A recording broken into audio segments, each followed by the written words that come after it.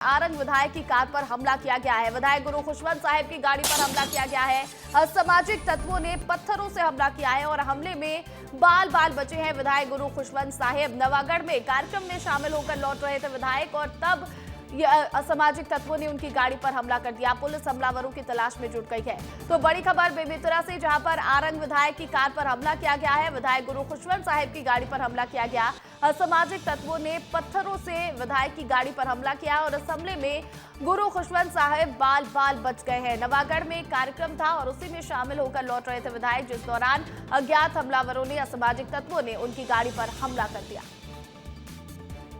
पूरा जो ग्लास का जो बारीक बारीक जो चूरे होते हैं वो पूरे मतलब कपड़े में आ गया था, हाथ में लग गया तो हाथ में पूरा ब्लड आ गया और पूरे बिखरे हुए थे। तो ये चोट लगी अचानक से, तो अभी पता नहीं है कि क्या कैसे हुआ, उसकी जानकारी नहीं है। माननीय विधायक आरंग जी जो है नवागढ़ से रायपुर के लिए लौट रहे थे। उस दौरान बाईपास रोड में जब भी जा रहे थे तब इनकी गाड़ी में पत्थर लगी है। ऐसी घटना होने के बाद उन्होंने मुझे सूचना दी और इसकी भी तहकीकात जो है की जाएगी कि आखिर ये घटना कैसे घटी है। और इस खबर पर अधिक अपडेट के साथ भूपेंद्र साहू फोन कॉल पर जुड़ गए। भूपेंद्र, बताइएगा कि कैसे ये हमला किया गया, कैसे ये चूक हो गई सुरक्षा में और अब किस तरह की कार्रवाई पुलिस कर रही है? जी देखिए, प्रतिज्ञा कल गुरु खुशवंत साहिब आरंग विधायक वो नवागढ़ के दौरे पर थे और नवागढ़ में वो अपनी सामाजिक कार्यक्रम सतनाम सेवा के विस्तार की बैठक के लिए वो नवागढ़ गए थे। वहां से जब वापस हो रहे थे तो जो नेशनल रोड NH30 है बाईपास से वो जब नवागढ़ चौक से निकले तो कोयना भाठा और चार भाठा के बीच गांव में बीच मेन रोड पर उनकी गाड़ी पर हमला होता है। हमले में उनकी गाड़ी की कांच टूट जाती है। कांच टूटने में उनके शरीर पर भी कुछ छींटे पड़ जाते हैं। हमने जब देखा वो बेमेतरा विधायक कार्यालय में पहुंचे और डॉक्टरों ने उनका इस दौरान प्राथमिक ट्रीटमेंट कर रहे तो देखे तो उनके हाथ में भी कुछ चोटें भी आई थी, जिसके तत्काल उन लोगों ने प्राथमिक ट्रीटमेंट किया और लोकल पुलिस को उन्होंने सूचना दी और लोकल पुलिस भी वहाँ मौके पर पहुंच के जाँच में जुटी। लेकिन अब सवाल सबसे बड़ा ये खड़ा होता है, ये जिस प्रकार के PIP के साथ इतनी बड़ी घटना और हो जाती तो प्रदेश में जनता किस प्रकार सुरक्षित रहेगी, क्योंकि बेमेतरा विधायक दीपेश साहू पर कुछ महीने पहले इस प्रकार की हमला हुई थी, उनकी गाड़ी पर हमला हुए थे, उनके मंची कार्यक्रम में इस प्रकार हमला हुआ था। लेकिन आज तक बेमेतरा पुलिस इस मामले की जांच नहीं कर पाई। लेकिन अब देखने वाली बात होगी क्या इस मामले में पुलिस कब तक जाँच कर पाती है। बिल्कुल बिल्कुल, और इस पर भी नजर हमारी बनी रहेगी। फिलहाल बहुत शुक्रिया भूपेंद्र तमाम अपडेट के लिए। और देखिए, छत्तीसगढ़ के नगरीय निकायों का सम्मान होने वाला है। 7 नगरीय निकायों को राष्ट्रपति द्रौपदी मुर्मू सम्मानित करेंगी। स्वच्छ सर्वेक्षण 2024 में शानदार प्रदर्शन के लिए इन्हें सम्मानित किया जाएगा। 17 जुलाई को नई दिल्ली में आयोजन किया जाएगा कार्यक्रम का और इसी में इन 7 नगरीय निकायों को सम्मानित किया जाएगा। बिलासपुर, रायपुर, कुम्हारी, बिल्हा, अंबिकापुर, पाटन और बिश्रामपुर नगरीय निकाय को सम्मानित किया जाएगा। और देखिए, स्वच्छ सर्वेक्षण 2024 में इन्होंने शानदार प्रदर्शन किया है, इसीलिए इन्हें सम्मानित किया जाएगा। 17 जुलाई को राष्ट्रपति द्रौपदी मुर्मू सम्मानित करने वाली है। नई दिल्ली में कार्यक्रम का आयोजन किया जाएगा जिसमें इन सभी छत्तीसगढ़ के 7 नगरीय निकायों को सम्मानित किया जाएगा। तो छत्तीसगढ़ के लिए बड़ी खुशखबरी है, नगरीय निकायों का अब सम्मान होने वाला है। 17 जुलाई को राष्ट्रीय स्तर पर स्वच्छता का पुरस्कार भारत सरकार की ओर से राष्ट्रपति जी और हमारे केंद्रीय मंत्री जी देने वाले हैं। जिन राज्यों ने, जिन शहरों ने उत्कृष्ट स्थान प्राप्त किया है उन्हें पुरस्कृत किया जाएगा। और पिछले 1.5 सालों में जिस तरह से हमने स्वच्छता के क्षेत्र में काम किया है, हमें उम्मीद है कि छत्तीसगढ़ को अच्छा स्थान मिलेगा। और इस खबर पर अधिक अपडेट के साथ अभिषेक तिवारी लाइव जुड़ गए हैं। अभिषेक, ये देखिए, बताइए कि जो 7 नगरीय निकाय हैं छत्तीसगढ़ के, उन्हें अब सम्मानित किया जा रहा है, तो कितनी बड़ी उपलब्धता हो जाती है छत्तीसगढ़ के लिए?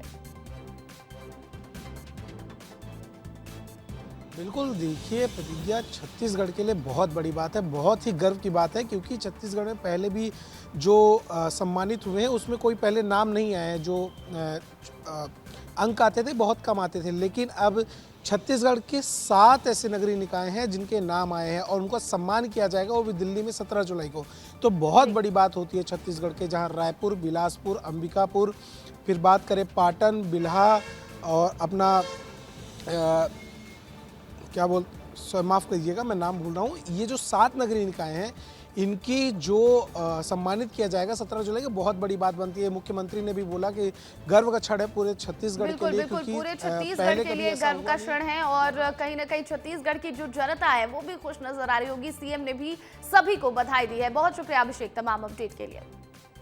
और देखिए, छत्तीसगढ़ विधानसभा के मॉनसून सत्र की कल से शुरुआत होने वाली है और सत्र से पहले बीजेपी विधायक दल की बड़ी बैठक होनी है। सीएम विष्णुदेव साय के नवा रायपुर निवास पर यह बैठक होगी।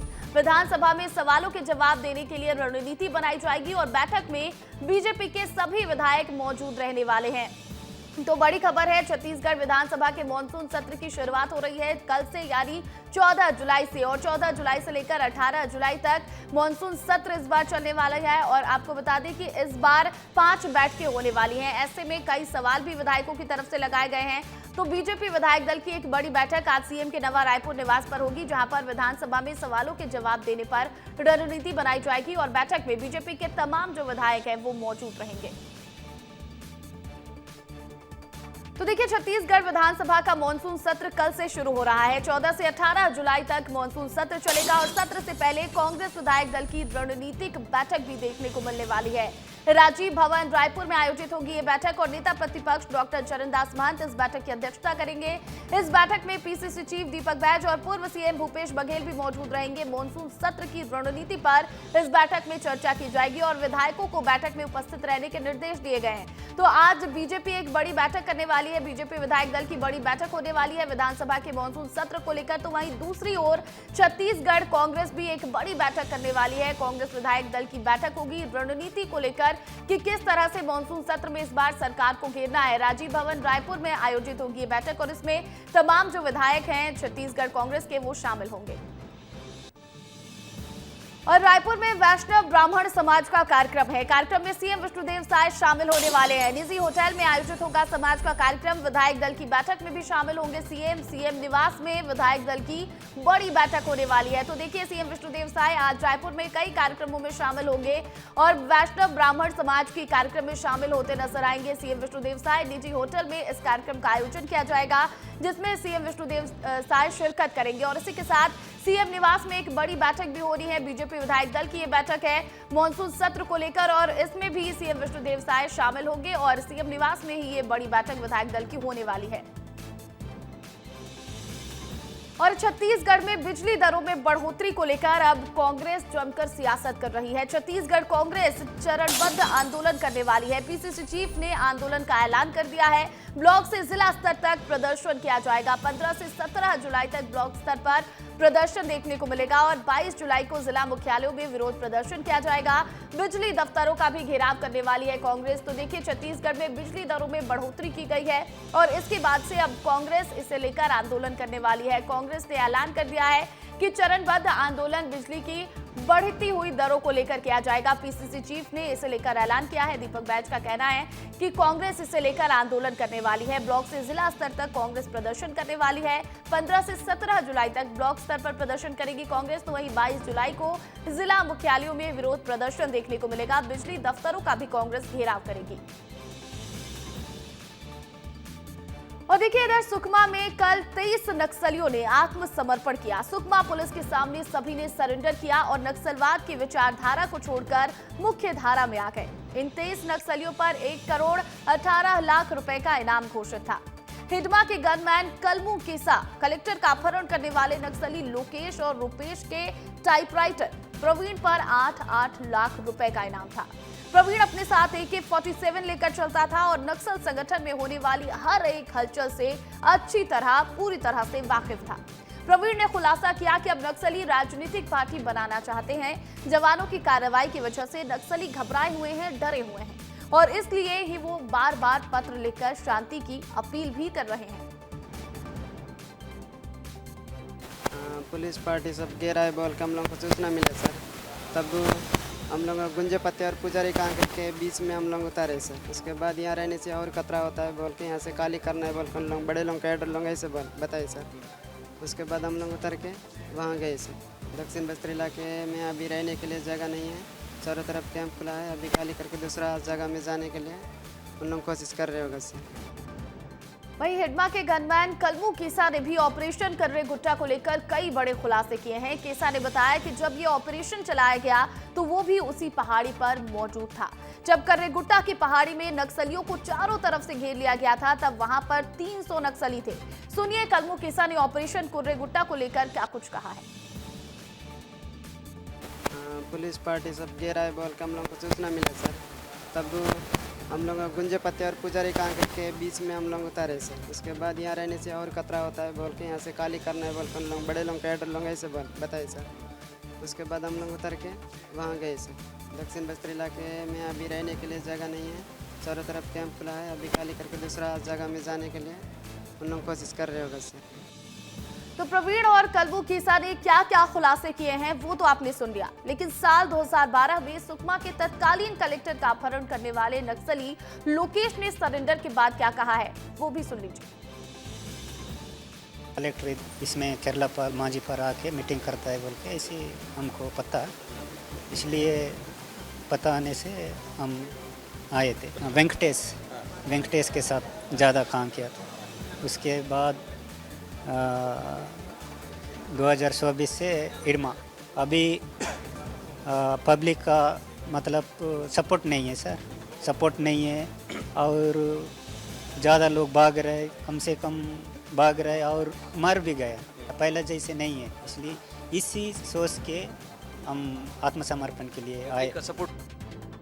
तो सरेंडर करने वाले नक्सलियों में 3 दंपत्ति भी शामिल हैं। इनमें से भीमा और नंदे ने नक्सल संगठन में रहते हुए ही शादी की थी और इनका कहना है कि जवान लगातार ऑपरेशन कर रहे हैं। नक्सलियों में डर है कि जवानों की गोली कभी भी उन्हें अपना शिकार बना सकती है, जिसकी वजह से उन्होंने अब नक्सल संगठन छोड़ने का फैसला लिया है।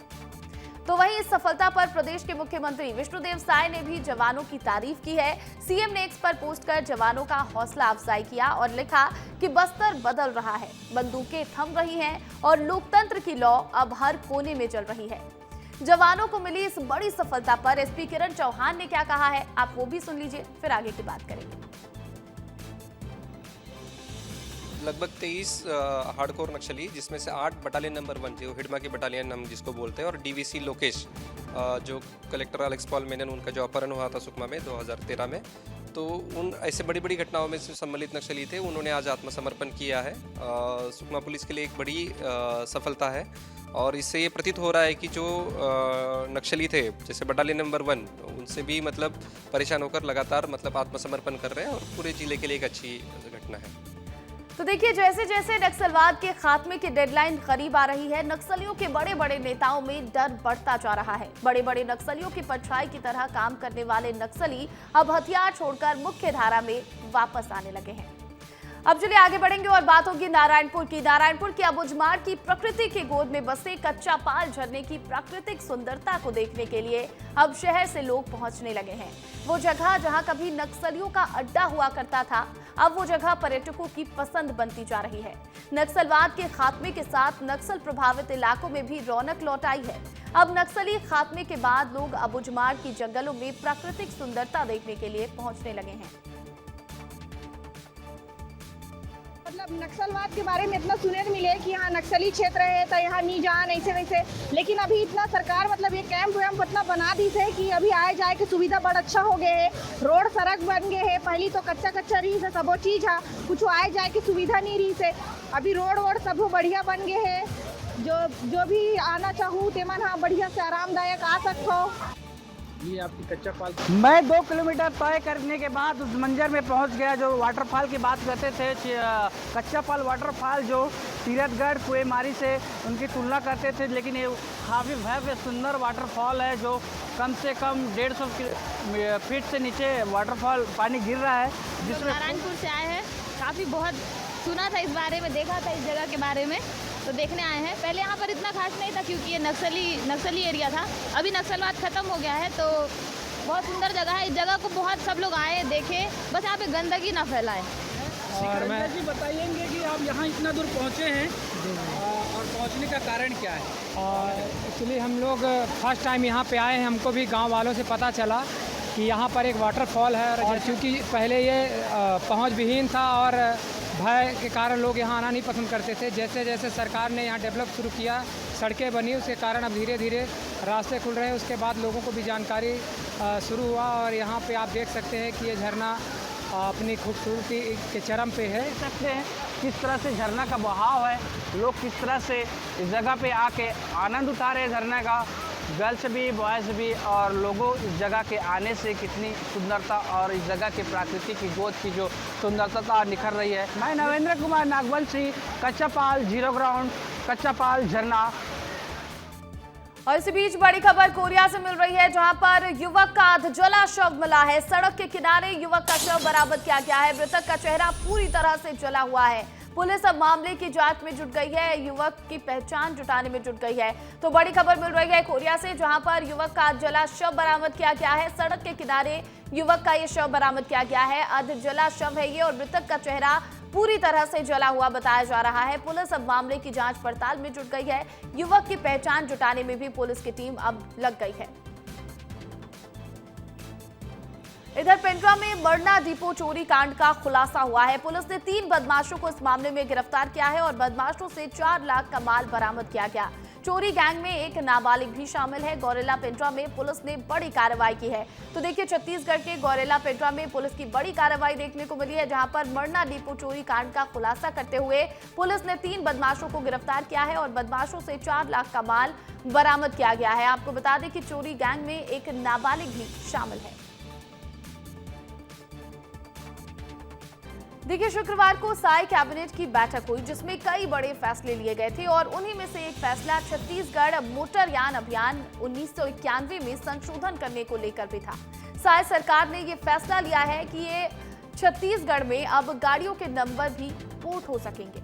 अब सबसे बड़ा सवाल ये है कि ऐसा क्यों किया गया है। दरअसल सरकार के मुताबिक पुराने वाहनों से होने वाली सड़क दुर्घटनाओं पर रोकथाम लगाने के लिए और वायु प्रदूषण को नियंत्रण करने के लिए ऐसा किया गया है। और अगर पुराने वाहन स्क्रैप में चले जाएंगे तो खटारा वाहनों की वजह से होने वाले प्रदूषण पर भी कुछ हद तक नियंत्रण पाया जा सकेगा। कुछ लोगों को अपनी गाड़ियों से बहुत लगाव होता है और कई साल तक वो अपनी पुरानी गाड़ी या बाइक नहीं बदलते हैं। ऐसे ही कुछ लोगों से हमने बातचीत की है, उनका क्या कहना है इस फैसले को लेकर, दुकानदार क्या सोचते हैं, आप वो भी सुन लीजिए, फिर आगे बढ़ेंगे। आपकी गाड़ी पुरानी हो गई है, नई गाड़ी आप लेना चाहते हैं और नंबर वही रखना चाहते हैं तो ये मुमकिन है। अगर कोई कस्टमर चाह रहे कि मेरे को नंबर मिले और वो मिल रहा है तो ऑफिस वो कस्टमर के लिए बहुत अच्छा एक मैसेज है। अब जैसे मैंने नई गाड़ी ली है तो उससे जुड़ाव कम है, पर अगर ये नंबर मेरे को नए गाड़ी में मिल जाए तो मुझे लगता है कि एक फीलिंग रहेगी बहुत अच्छी। गाड़ियों की चॉइस पर भी नंबर मिल रहा है तो लोगों के लिए बहुत अच्छी बात है सर, मन चाह चीज़ मिल रहा है। नंबर से लगाव कैसे भी अपना चॉइस नंबर रहता है कि 15 साल 20 साल अपन गाड़ी चला रहे हैं, नंबर बहुत अच्छा रहता है तो अपन भी सोचते हैं कि अपने को वही नंबर नई गाड़ी में मिल जाए।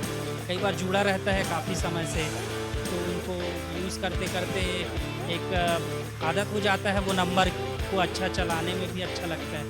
अपने गाड़ी वाहन के नंबर से हमें बहुत लगाव है, अपने हिसाब से उसको रखते रहते हैं। और चलिए आगे बढ़ेंगे, बात होगी अंबिकापुर की, जहां एफसीआई गोदाम से चावल लाने वाले भारी वाहनों ने लोगों की मुश्किलें बढ़ा दी हैं। ठाकुरपुर आमगांव और बिशनपुर खुर्द और अजीरमा गांव के लोगों को लंबे जाम का सामना करना पड़ रहा है। बीती रात एक ट्रक के कीचड़ में फंसने से गांव की सड़क से लेकर NH 43 तक लंबा जाम लग गया। ग्रामीणों का कहना है कि रेलवे ने साइटिंग तो बना दी गई, लेकिन सामान ढुलाई के लिए सड़क की कोई व्यवस्था नहीं की गई। नियमों की अनदेखी करते हुए भारी ट्रकों की आवाजाही से सड़क क्षतिग्रस्त हो चुकी है और आए दिन जाम की स्थिति भी बन रही है। ग्रामीणों ने इस पर तत्काल रोक लगाने की मांग की है। इधर छत्तीसगढ़ में बेहतर शिक्षा के लिए सरकार हर संभव प्रयास कर रही है, जिसके लिए बाकायदा करोड़ों रुपए खर्च किए जाते हैं, लेकिन इसकी जमीनी हकीकत कुछ और ही बयां कर रही है। ऐसा हम क्यों कह रहे हैं, आप इस रिपोर्ट में देखिए। खौफ के साए में नौनिहाल, एक क्लास में लगती 3 कक्षाएं, जर्जर भवन में बच्चे पढ़ने को मजबूर। सरगुजा जिले के मैनपाट ब्लॉक के ढूढ़ी टेकरा गांव की पूर्व माध्यमिक शाला की हालत देखकर आप भी चौंक जाएंगे। यहाँ शिक्षा व्यवस्था सिर्फ कागजों पर ही दिख रही है, जमीनी हकीकत बेहद शर्मनाक है। स्कूल का भवन जर्जर है, बच्चों को पढ़ने के लिए न तो पर्याप्त कमरे हैं और न ही पर्याप्त शिक्षक। छत्तीसगढ़ का शिमला कहे जाने वाले मैनपाट का एक सरकारी स्कूल है और काफ़ी दूर है। मैनपाट का जो कमलेश्वरपुर है वहाँ से करीब करीब 20 किलोमीटर की दूरी पर है और ये ढोढ़ी टिकरा का मिडिल स्कूल है। इस मिडिल स्कूल की हालत देखकर आप दंग रह जाएंगे। जब मैं यहाँ गुजर रहा था, यहाँ आया था, तो यहाँ स्कूल को मैं सोचा कि देख लूँ, तो सबसे पहले तो मुझे जो हालात दिखाई दिए, स्कूल बिल्डिंग पूरी तरीके से जर्जर है। देखिए किस तरीके से छतों में काई लग चुका है। ढोढ़ी टिकरा की इस सरकारी स्कूल में 6वीं, 7वीं और 8वीं तीनों कक्षाएं एक ही कमरे में चल रही है। स्कूल में करीब 50 बच्चे दर्ज हैं, लेकिन मौजूद सिर्फ 8। बाकी बच्चे आ ही नहीं रह गए हैं क्योंकि न तो सुविधाएं हैं और न ही माहौल। वहीं स्कूल भवन की हालत ऐसी है कि कभी भी बड़ा हादसा हो सकता है, लेकिन फिर भी अधिकारी आंखें मूंदे हुए हैं। बहुत परेशानी है सर। जब भी पानी आता है तब सब छत सीपेज करता है। हाँ। सीपेज होने के चलते हम लोग 3 क्लास के बच्चों को एक ही क्लास में बैठा के नॉर्मली जो जोड़ घटा गुना भाग या तो इंग्लिश में जो वर्ड रहते हैं उसी को एक ही जगह बैठा के पढ़ाते हैं। सरगुजा जिले में ढोढ़ी टिकरा जैसे दर्जनों स्कूल हैं जहां शिक्षा के नाम पर बच्चों के भविष्य से खिलवाड़ हो रहा है। सवाल उठता है कि जब बच्चों को बुनियादी सुविधाएं की नहीं मिलेंगी तो वो कैसे पढ़ेंगे और उनका भविष्य कैसे संवर पाएगा। जो मैनपाट का शिमला कहा जाता है, उस गांव का ये सरकारी स्कूल है, उस इलाके का ये सरकारी स्कूल है। ढोढ़ी टिकरा गांव का ये सरकारी स्कूल है। बताइए ना, ऐसे में कैसे हमारे देश के जो छत्तीसगढ़ का शिमला कहते हैं, यहाँ के बच्चे आगे बढ़ेंगे? अगर कोई जवाब हो आपके पास तो दे दीजिए। विस्तार न्यूज के लिए अंबिकापुर से संवाददाता दिलीप जायसवाल की रिपोर्ट। वहीं राजनांदगांव शहर की 40 सड़कों पर करीब 1 माह पहले ही किया गया डामरीकरण पहली ही बारिश में उखड़ने लगा है। राज्य शासन से करोड़ों की राशि मिलने के बाद नगर निगम ने डामरीकरण का काम शुरू किया था, लेकिन अब सड़कों की हालत फिर से जर्जर हो गई है। स्थानीय लोगों का आरोप है कि सड़क निर्माण में भारी भ्रष्टाचार हुआ है, जिससे गुणवत्ता पर सीधा असर पड़ा। कई इलाकों में ऐसा प्रतीत होता है जैसे डामरीकरण हुआ ही नहीं। इस पूरे मामले पर नगर निगम आयुक्त अतुल विश्वकर्मा ने कहा है कि जहां जहां सड़कों की स्थिति खराब है वहां परीक्षण कराया जाएगा और यदि काम घटिया पाया गया तो ठेकेदारों पर कार्रवाई भी की जाएगी।